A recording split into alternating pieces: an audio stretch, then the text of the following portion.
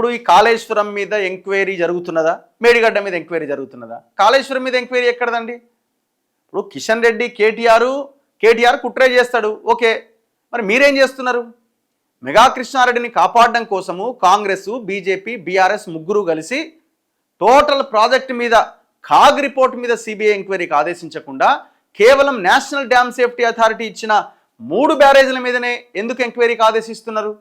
రేవంత్ రెడ్డి గారు దీనికి ఏమైనా సమాధానం ఉందా? Straight question. ఇందులో ఏం లేదు. ఇంకా కేటీఆర్ కుట్రనే చేస్తాడు, ఎందుకంటే వాళ్ళ మీదనే ఎంక్వైరీ కాబట్టి బాగానే ఉన్నది. కానీ నేనేమడుగుతున్నా, మరి ఎవరు కుట్ర చేసిరని కేవలం మేడిగడ్డ, అన్నారం, సుందిల్ల బ్యారేజీల మీదనే ఎంక్వైరీకి ఆదేశించారు? మొత్తం కాళేశ్వరం ప్రాజెక్టు మీద ఎందుకు ఎంక్వైరీకి ఆదేశించలే? మొత్తం కాళేశ్వరం ప్రాజెక్టు మీద సమగ్ర రిపోర్ట్ ఇచ్చిన 256 పేజీల కాగ్ రిపోర్ట్ మీద ఎందుకు సిబిఐ ఎంక్వైరీకి ఆదేశించలే? పీసీ ఘోష్ కమిషన్ అన్నారు, ఆ కమిషన్ రిపోర్ట్ మీద సిబిఐ ఎంక్వైరీ కాదు, ఇది నేషనల్ డ్యామ్ సేఫ్టీ మీద అథారిటీ ఇచ్చిన రిపోర్ట్ మీద ఎంక్వైరీ అన్నారు. పీసీ ఘోష్ 3 బ్యారేజీల మీద రిపోర్టే, ఎన్డీఎస్ఏ రిపోర్టు 3 బ్యారేజీల మీదనే.